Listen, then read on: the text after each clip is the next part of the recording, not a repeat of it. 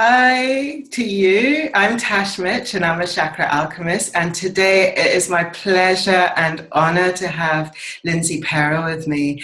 Lindsay is somebody who actually entered my world with the work that she does with her Mystic Society work. She's the founder of the Mystic Society and has actually made a profound difference in my life in terms of how I see energy, how I use energy, not only in my day-to-day life, but also in my business, using energy to prepare myself, to open myself up to guidance, to actually prepare in terms of what I'm calling into myself, and to prepare in the way that I serve people, and getting that energy template in place so that the physical action template can follow.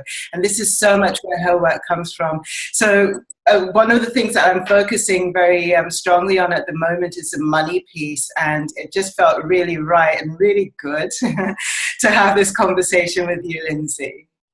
Oh, I'm thrilled to be here. These are conversations that I'm really passionate about, and having you in my world and bring your energy and light to our community has been a tremendous blessing. And so it's a privilege and an honor to now join you in yours and to get to have this conversation. So thank you. And the amazing thing is that we're in two completely different time zones. So you're like in the middle of the morning and I'm sort of 7 o'clock in the evening. So there's kind of like the light and dark aspect going on here. How blessed are we to get to be connected across the miles, and those who will find their way into this will be in their own place as well. We live in an amazing time. It's beautiful. So we're going to work from the base chakra and move up.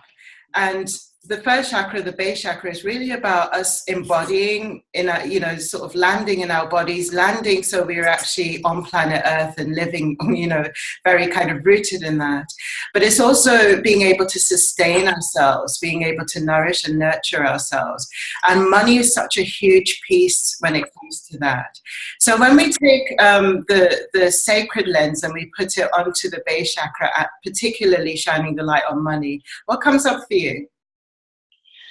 Well, it's funny because when I walk through energy and chakra with money, I usually start at the top and go down, because we do a lot more thinking and visualizing and being at peace with money up here than we do down here. By the time we're at base chakra, the energy we're running around money has to do with old cultural patterning, historical trauma, potentially early family dynamics, early money stories.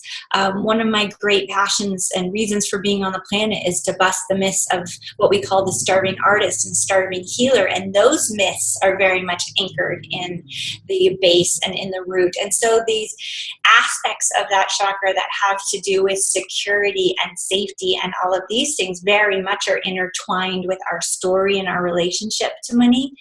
But also all of that great light work we're doing, energy work we're doing, even down in solar plexus work we're doing, if we aren't bringing that energy down and if we don't have an understanding of the energetic quality of money, we aren't actually seeing it come into form. Yeah. So there's a tremendous amount of power in our base chakra to actually do that healing work, to change our story, and to allow ourselves to run energy around money through our base chakra so that we start not just manifesting in the ethers, but actually start manifesting in form. And that can very much include money. And so it's probably one of the areas I see people most stuck, but it's also the largest threshold to shift if we can start to work with the base chakra and money in a good way. It's a final piece of manifestation, really, the base chakra, to a large extent. I mean, when you're feeling it, when you're touching it, when you're holding it, your manifestation has actually reached this point, right? Yes, yeah. Absolutely. But it can also bump up against a whole lot of stuff in there, which is why we start to build protections and fear. And it's how our money story and our money imprint starts to get a little wonky, and freeing that can be unbelievably liberating. And it's really interesting. You were talking about, the collective thinking and the ancestral thinking around money, because that also, to a large extent, is very much implanted in the base. I mean, when I think of like my family story around money, when I think of what happens as a community around money and the stories that I get from that, the base chakra feels like it holds so much of that story, you know. Absolutely. Whether we're able to sort of like take the energy and really move forward with it in our community, that is our community open for us to do that in our own minds? Because ultimately everything is going on in our own minds, like you were saying. But yeah, the base, it feels like it holds so much in there.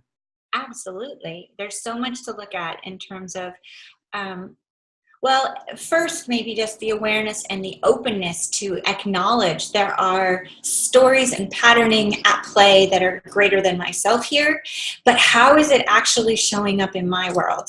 What are my recurring patterns? What are the themes? What is my own language around money?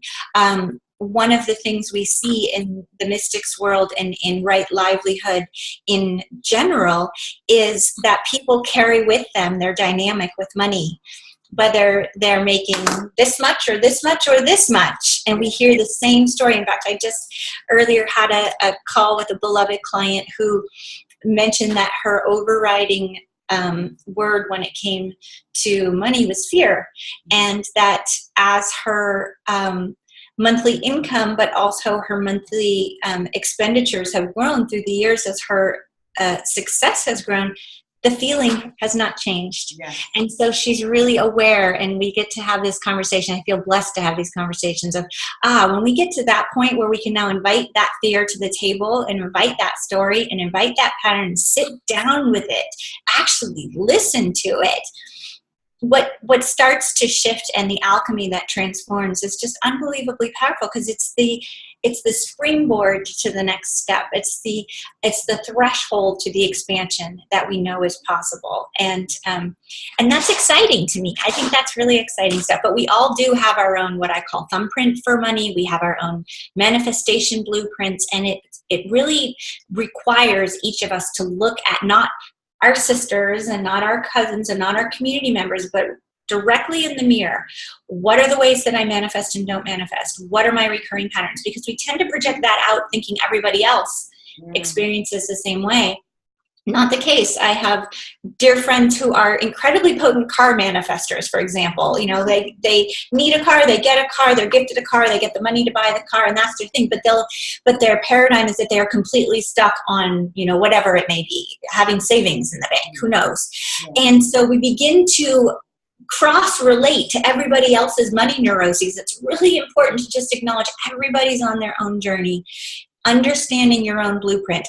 Are you a rapid manifester? Do you take longer? Are scarcity patterns around roof over your head, or are they around long-term planning? And the more we can get into the deep knowing of ourselves, and again, invite our own self to the table, we actually don't have to force much of anything from there. We get to just listen. We get to pay attention. We get to run the energy. Yes. And the goddess moves us then in the direction of the healing of that relationship. Oh man, you just said so much there, because it's so true. We tend to think of financial success as being a financial number.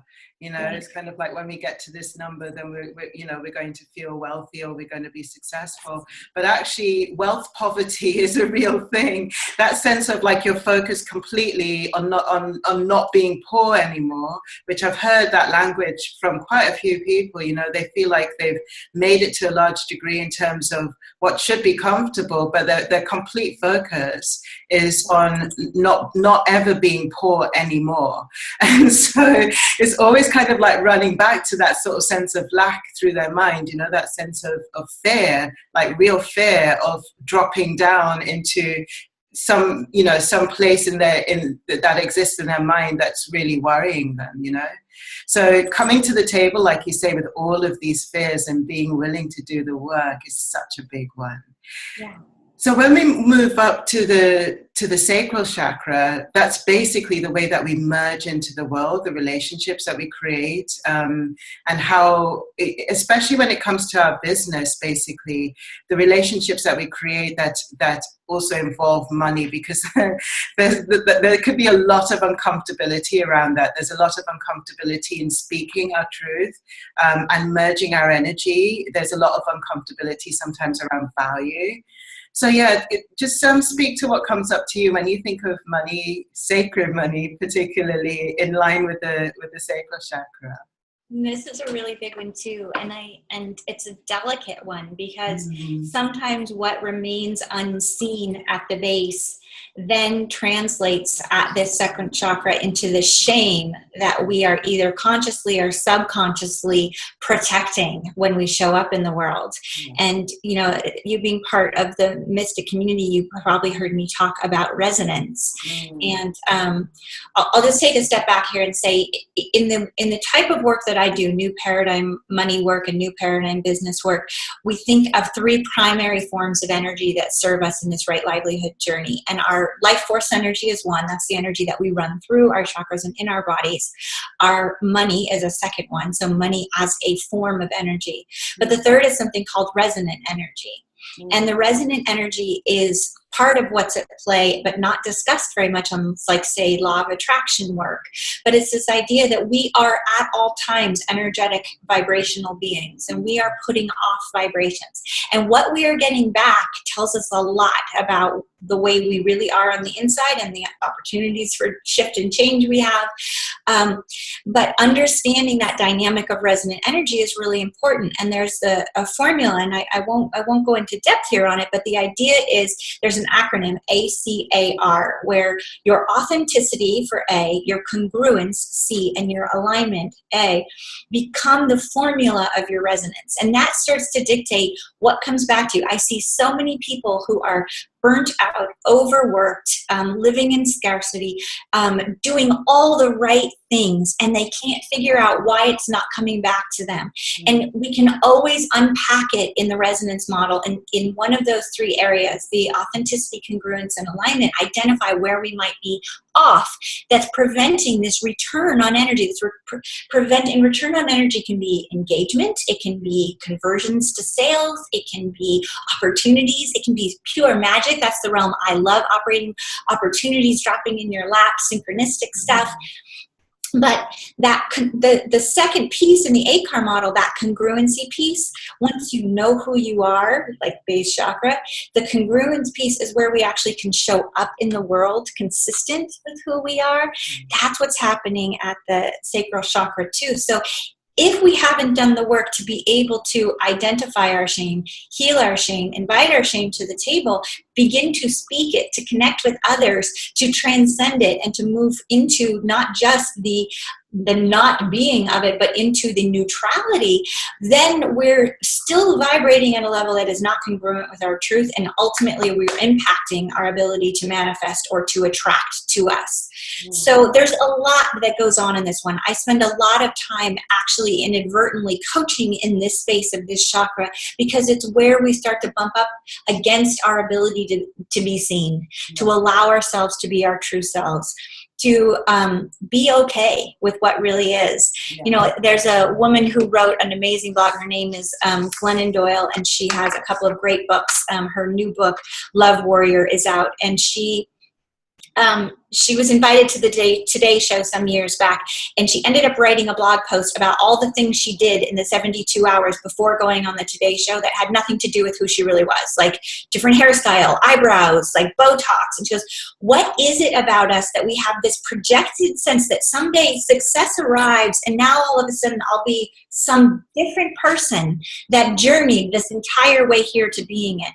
That's the beauty of what's wrapped up in this chakra for me, is really beginning to love the self, really being okay with where we are in the journey, being willing to reach out, make connections. If we talk about business, this chakra is about what you and I are doing right now. It's about together we rise, together we work on this. You hold a piece for me and I hold a piece for you, and we keep moving together. That is so beautiful. I love that. I love that. And actually, there's not a lot to add to that because that was just absolutely stunning. So, but because I feel like the sacral chakra and the solar plexus chakra are so intertwined to a large degree, exactly like you're saying, the way you show up and present yourself in the world in physical form is so determined by what you're saying to yourself about who you are, about your identity, about how much power that you have, that you hold, and are you actually really embodying the space that's available to you, which is infinity. So when you actually think of the solar plexus chakra, and particularly when it comes again to money, because when it comes to the solar plexus, I feel like there's a lot of stops that can happen with that, because we can actually put a cap on what we feel we're able, what we're deserving, what we're worth. And once that cap's on and we're not addressing it, or we're not bringing that fear or the shame, exactly like you were saying, to the table behind it, it then rules everything. You know, it rules everything about how we show up. So when you think about money and you think about the solar plexus, what comes up there? This one's my personal favorite, probably because I had so much work to do in this one myself. You know, we talk about starving artist or starving healer or starving creative. What the common factor that runs through all that, whether we're talking intuitives or, you know, whatever, it's a sensitivity that we are feelers, we're sensors, and all of that is, or a lot of that is operating, at least in the physiological level, through our solar plexus. And so this idea that what you say that we cap it is absolutely true, because we begin to either contract from our ability to feel because it's too intense, or to place unnecessary boundaries in front of ourselves so that what we do experience is palatable and acceptable to us and not overwhelming. We live in a culture that is chronically overstimulated at this chakra, that we are chronically bombarded with, and trying to figure out how to manage this. And ultimately, that resonance process runs through the solar plexus. It runs through this chakra. And so if we're capping ourselves or placing boundaries to what we feel or what we experience, we aren't experiencing full resonance. And now bear with me on this one, because I don't know how much this, I don't think I've tried to articulate this out of the context of an energy class, but in the same way I was kind of saying that we do good work with the energetics of money when we bring people down from the crown into the base, because we can't manifest in form until we've brought that energy all the way down into form. There's a forward back thing that we see happen a lot at the solar plexus, where we are conditioned to live out here, or to actually confine ourselves somewhere between our mid-body and our comfort zone in the front.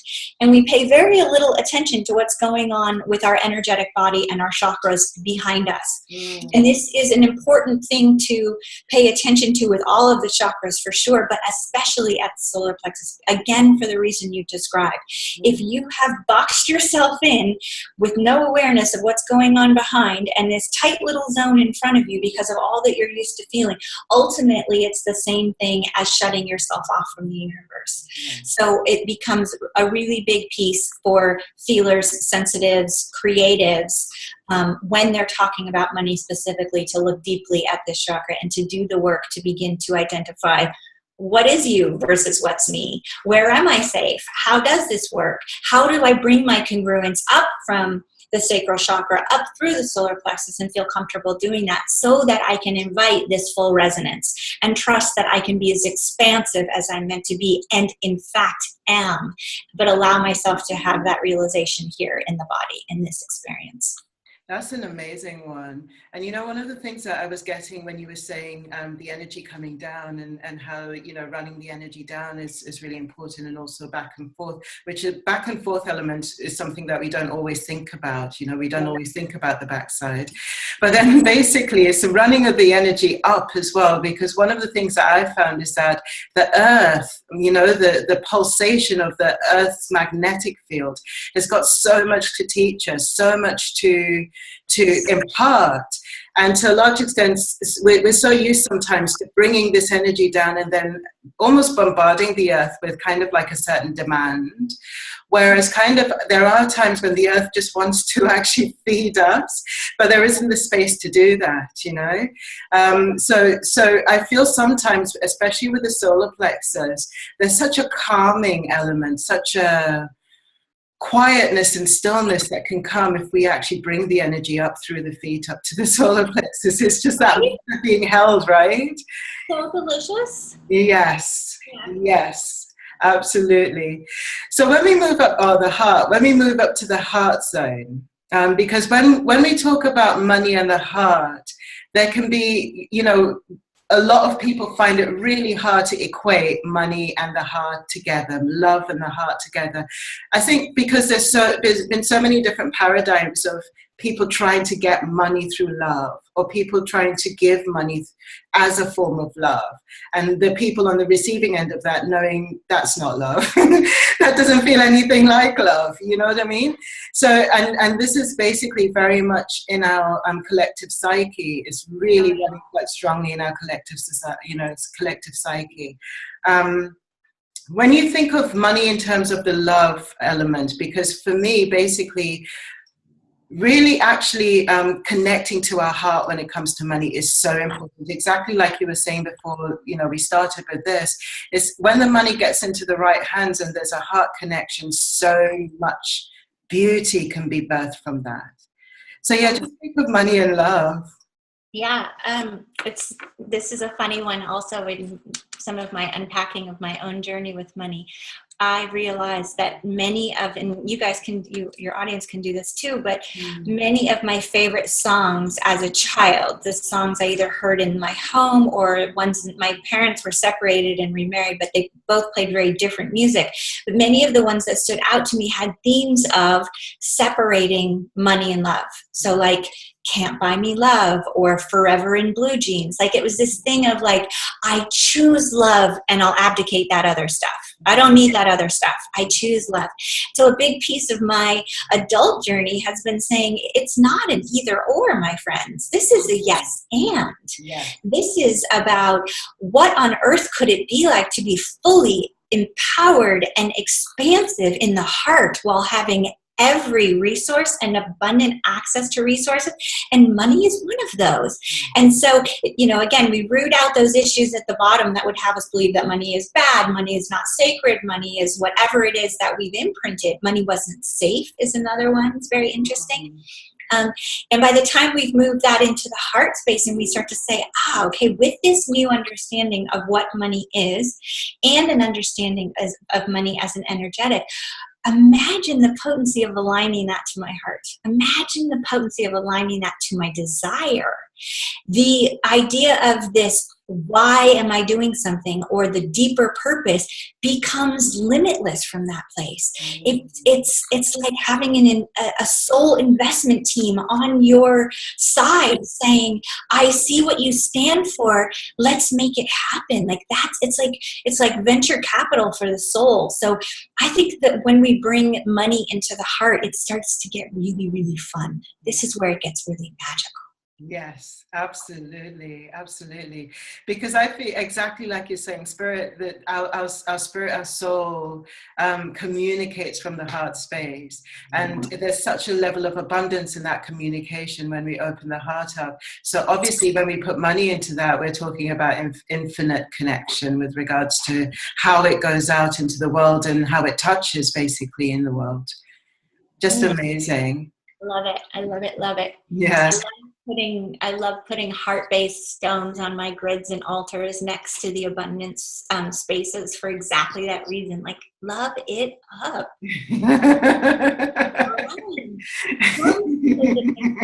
We have so much we're going to do in this world. Yes. And I delight in doing that in my own realm, but I can't begin to tell you how fun it is to have this opportunity to activate that in others and watch we move, you know, energy work too. We move from this concept of money flowing, because flowing is wonderful, but it also means that it's flowing out always, to this concept of pooling. Yeah. And yeah, that's just delicious. Yeah. I love that. the Oh my conversation. gosh, yeah, that's beautiful. I'm getting that sense because there's still the movement when there's a lake, for example. So you've still got the movement, but it's not just like a stream that flows out and never really comes back your way, sort of thing.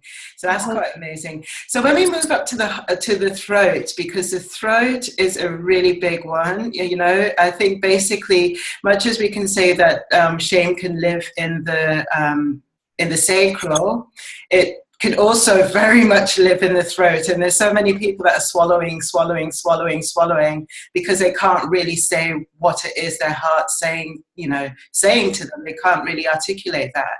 And when it comes to money, that's a huge piece. It's like basically, you know, that sense of like not being able to say what you're charging, not being able to say what you feel the value of your service is a big piece for a lot of people. So speak to that. What comes up for you with that one? Throat chakra, it's such a big one. The ability to know our truth and speak our truth around our money, but also around our why. This one does have a dance with that congruence piece, like you're saying, the sacral piece in resonance. Are we able to communicate our truth? It also, you know, for me, you created that beautiful juxtaposition of wealth, poverty. There's also this dynamic I see, and I've never thought about it this way till you said that, but it's like success, failure living together at the same time. Yeah. As you know, especially for those in your tribe who might be moving beyond the beginning phases, where they're not just looking forward and starting up, but they're actually seeing what they've manifested and created around them. There's really important iterations required to say, is this what I actually wanted? Is this actually still aligned with me? How do I craft and curate this? How do I speak my truth? To others, yes, but also to myself about what I really want and does this match? And so I see too many who continue down this path of external definitions of what success is without staying really, really clear on what their definition of success is. And so, you know, if someone is feeling stuck and can't readily identify where or how with money, spend a little time on this one. Really spend some time thinking about your truth, thinking about what's feeling non-congruent for you, thinking about the ways in which the universe may be providing opportunity. This is another common one I see all the time, Tosh. The universe is sending stuff and the person's going, yeah, but that's not what I asked for. That's not what I wanted. So it's like an air traffic controller who's like holding up the no while also saying, bring it, bring it, bring it. And it's like, if that goes on too long, that's all this stuff. Yeah. And so put down the hands, have a seat, kind of reorient, clear, reactivate the energies, and then see what's going on right here. We can often unlock a lot of the missing pieces if we give the throat chakra time to speak. Exactly what you're saying is so true, because I feel like that's where the piece of the energy coming up from the earth to the throat, because ultimately we can get a vision, and the vision that we get will use our perspective, our experiences to come through. And so we get a picture, for example, and we actually then want to adhere to that picture without any shift whatsoever, and then really bombard the earth with that particular picture. Whereas sometimes the relaxation of allowing the earth to show will then mean that when the opportunity shows up and it didn't look exactly like the picture, you're able to embrace it because you've opened yourself up for the energy coming up, for the earth to actually really communicate, you know, what its infinity has to give to you, you know, and what that might look like. Absolutely. You bring to mind, I'm connected to a lot of nature connection communities. There's a lot of talk about the loss of the village. And with the loss of the village, we lost the elders who saw us and who could see us in our truth and could help us remember who we were. And without that reflection, we're left adrift sometimes. But what you're describing is, in my mind, the solution to it, which is to listen to what the earth knows. If you're confused about your truth, being held and being connected to the earth can allow that energy to flow up and refill, you'll begin to remember who you are. You'll begin to identify what's real and true for you. So even if you have some of that collective trauma around the loss of the village, reconnecting to the earth is almost always the first step to healing that collective wound. And it's really funny because I had this conversation recently with a woman called Katie Tucker, and she was talking about how the earth has been here for billions of years, and it's the mother feminine energy. So it knows how to mother us, it knows how to nurture us. And yet we keep looking for that from human beings in a large extent. We sort of like look to people who've got a soul's journey, same soul journey as us, to provide everything that we need from that nurturing experience. And we've got this big infinite sort of like energy source that is just kind of like pulsating the stuff, and we're not connecting to it. So a lot of us then leave that knowledge behind, and a lot of this is really bringing the attention to reconnecting with that as well. Absolutely. And how we somehow believe the teachers and the guides are all up here. Yes. The teachings and the guides in form are beneath us. Yes. Absolutely with you 1,000% there. Yes. And when it comes to physicality and when it comes to the body, because when it comes to the soul and the spirituality, absolutely, the universal element is the expansive element that actually informs all of that. But when it comes to the physicality, it comes to the body, it comes to our walk, one foot in front of the other, we're walking on the planet. Do you know what I mean? So the planet has got all the information about that. So actually marrying these two becomes so important. It's hugely important. And I see people that are hugely actually ineffectual on both levels. Yeah. On the one hand, they're spending a lot of their time trying to connect and manifest up here, forgetting to tell source, hey, I'm in form, and when there's a mortgage to pay, there's lights I'd like to keep on. Not only that, let's expand that a little bit into some pooling so that I can do what I'm meant to do. That conversation isn't happening fully. And then the conversation connected to earth, actually listening, allowing, drawing up, and integrating all of that wonderful, beautiful etheric energy back down again into earth. It's an exchange that wants to happen. And I think we can get very stuck kind of in our own little sphere. Absolutely. When we actually begin to move that energy up, because like moving from the throat to the third eye is so much about that element of the universal, is how we communicate with the universal to a large extent, is the way we kind of merge. I see the third eye and the sacral being so interrelated in the way that they merge. Like, for example, from the sacral chakra, we're merging physical energy with physical energy to a large degree. But when it comes to the third eye, we're merging our soul, our spiritual energy with the universal life force, basically, and letting that inform us. And when it comes to the money issue, basically there can be a lot of sense of abundance around that. There could be kind of like that vision of abundance around that, or it could be the complete opposite, where we have absolutely there's a huge scarcity element when it comes to, so we actually cap or block this off, and we have no idea how to tap into our abundance element when it comes to this area. So when you actually think about the third eye from that money element, what comes up for you there?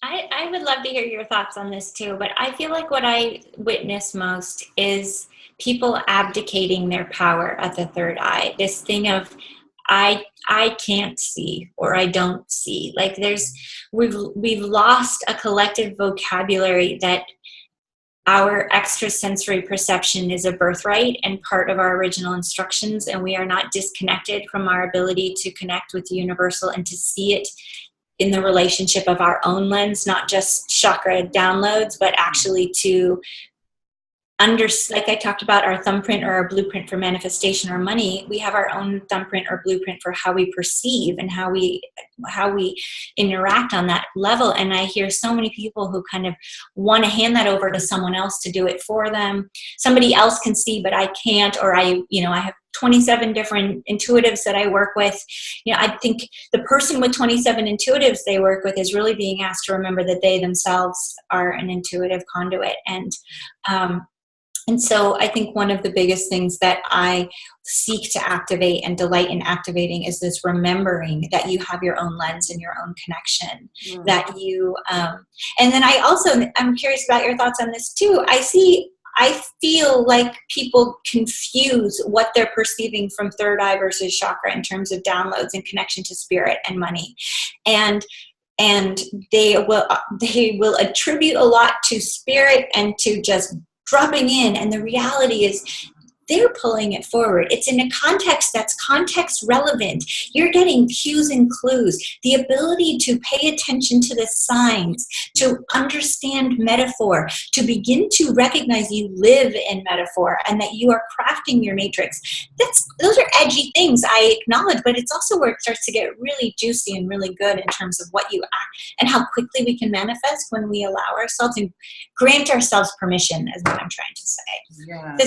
Does that land for you? Absolutely, and it really hones right back into that elder village, element that you were talking about earlier, because to a large extent we actually moved and shifted into a patriarchal society where actually the feminine intuitive aspect was really frowned upon to the point of like life and death scenario.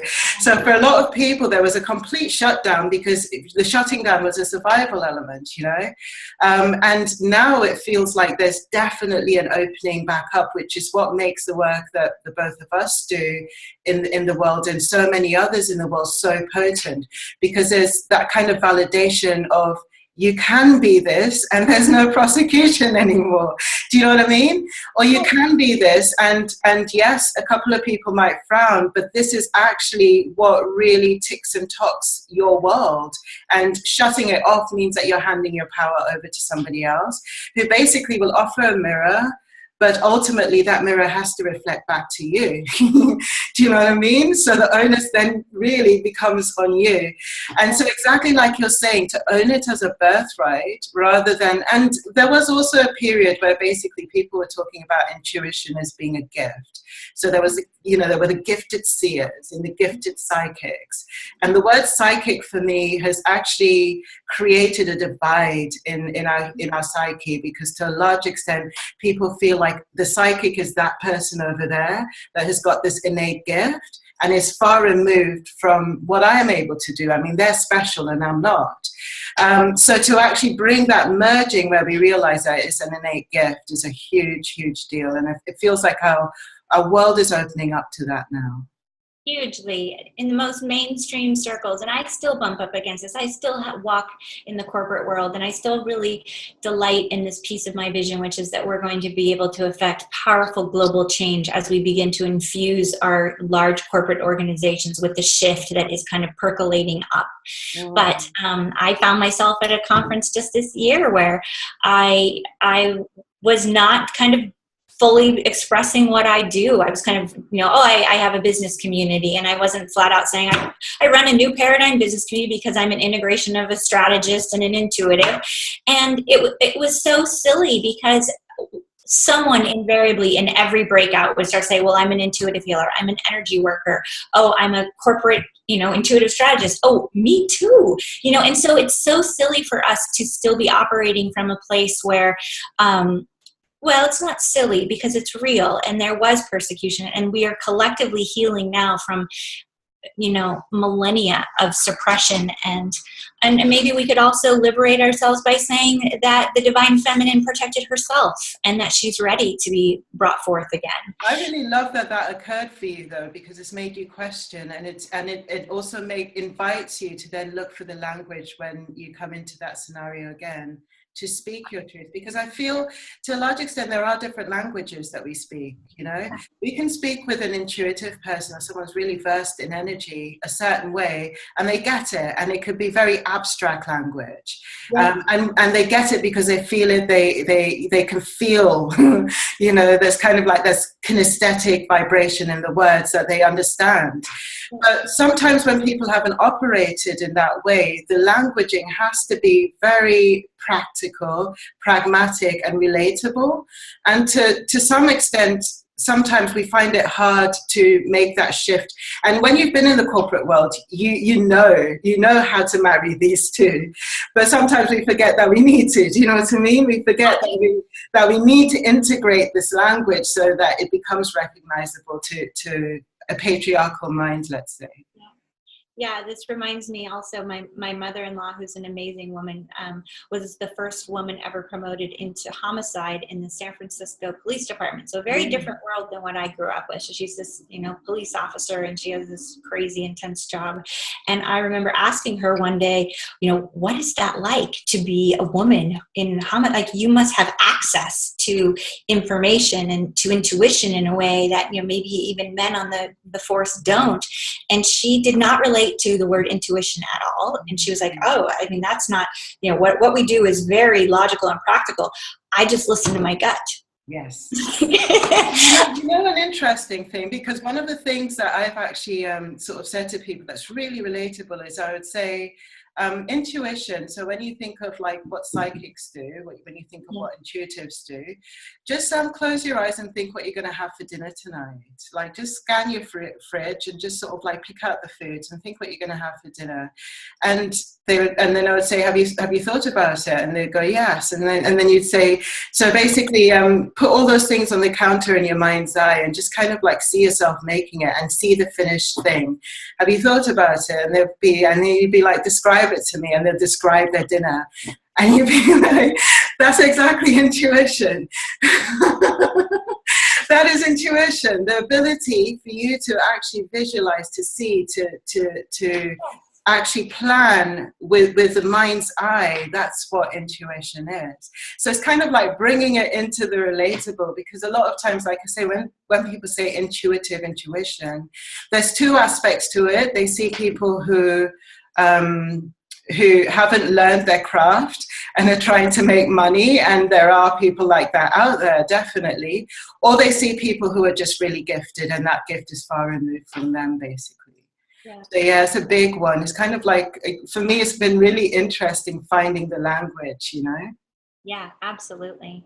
I have the great good fortune to be bringing forth some support around trainings in the intuitive arts with a mentor and colleague of mine, Richard Barr. And there's this wonderful moment with students when they say, I don't do what she does, like you're describing, but I always see things in maps. Like, yeah. Yeah. Or the visualization, or the creative visualizing, like you just walked us through. Everyone eventually has this epiphany where they go, oh, I've had my sight set on doing it like someone else this whole time, but there's this way that I've done it my whole life. And that's like a homecoming, when we start to get really clear on how we do it, and then we can throw that fun stuff. Yeah, and also just to kind of like reiterate to people, it's not always bells and whistles, because I think people sometimes think a puff of smoke is going to happen in your room, and then some voice is going to come out of that smoke and tell you exactly what to do. And to a large extent, it can be so simple, so everyday, so just ordinary in the way that this voice comes through. So yeah, it's just kind of like that part is really owning that birthright, basically. I prefer that. I used to call it the pyrotechnics. I found the pyrotechnics frightening. So I ended up saying to my guides, like, I'm cool with the subtle whispers. I promise that I will pay attention and listen, but I actually don't need the pyrotechnics, because I actually find that part to be a little bit jarring. So let's listen to the whispers together, because it's right there for us. And that moves us right up to the crown, actually, the source of the whispers, basically. Yeah. So with the crown, it's that universal element. It's that element of unity, of all oneness. But when I think of the crown and money, I think of it coming right back to what you were saying, and really coming back to the heart element. When we have that money, that accumulation, that sort of money piece, in a way that we want to go out and connect with our divinity to actually make the world a better place to a large extent, to make someone's life a better life, or to just basically enhance the beauty in this planet in one way or another. I feel like that is really the gift of the crown when it comes to that money element. What comes up for you with that? I mean, I loved the intersection of the divine and money. And on the journey to right livelihood, the second piece in that journey is around sacred commerce. And we get to have magical conversations in this realm because there is a remembering that wants to happen that, that long before corporate greed as we know it and all of this kind of run amok consumption began, there was in fact a time where commerce was as sacred as it gets. And I've even heard people say commerce itself is not feminine. And I loved a moment with one of the founders from the Sacred Commerce organization said, what do you mean commerce is not divine feminine? Before we had the ability to exchange something, we just whomped each other over the head if you had something I wanted and I just took it. Mm-hmm. And so commerce came from our first peacemaking of saying, you have something that I want, and I must have something that we can exchange for that. And then we, as humans, being the innovators that we are, we're able to extrapolate that in so many ways, to ways that you might have something that's not exactly what I want, but we could each trade in some way to achieve what we need. And then we added a time element. It's okay if I give you these melons now because they're in season, but I know that you'll have, spices for me when they're in season. So it built a whole vocabulary of trust, of exchange, of communication. Mm-hmm. And in the Sacred Commerce book that I talk about so often that I love, they actually introduced this concept of the merchant priests. And I don't think there's a more beautiful story of the intersection of the divine and money, this idea that in the earliest marketplaces, there was a role. The merchant priests actually held sacred space around the marketplace, held space for what we call in the mystic world the full wheel. There was all ages, all stages. There was music. There was beauty way. And yes, there was also trade, exchange, and commerce. And the merchant priests held sacred experience and ritual around it such that everybody's needs were met, that everything brought to the marketplace would find its right home, and that every need that stepped into the marketplace would find itself refueled and refilled. And I love that idea of remembering a time before the wounding where we could realign ourselves to a deep, deep cellular knowledge that commerce is in fact sacred. And so that's what comes up for me in the crown, is that when I drop into deep meditative state, when I am in, connection with nature or doing theta work or however ritual, ceremony, anything that's coming forward, that I'm not just giving thanks for this body, this expression, this experience, and this opportunity, but I actually give thanks for commerce, which I think probably sounds like blasphemy to a lot of people, but commerce has taught me how to be a better peacemaker. It's taught me how to be a better connector. Commerce has helped heal deep wounds in my personal life, but also I believe across collective trauma. And so I see it as a beautiful expression of the divine. And I'm so appreciative of the opportunity to get to climb on that soapbox every once in a while. I love it. I absolutely love it. And I love you, Lindsay. Thank you so much. Thank you so much for sharing your space, your gorgeousness. And where can people find you? You can find me online. The society that you mentioned is called the Mystic Society, and you can find it at themysticsociety.com. You can join the community there if that's something that calls to you. You can also find me on Facebook. Facebook is probably one of my favorite places to play and to weave. It's a manifestation, just universe. And so I respond to messages. I love to connect with people. So I encourage anyone to reach out who might feel like that would feel good to them. I'm certainly here to serve. Fantastic. I'll make sure that all your details are below. Thank you so much. Yeah, such a pleasure. Thank you.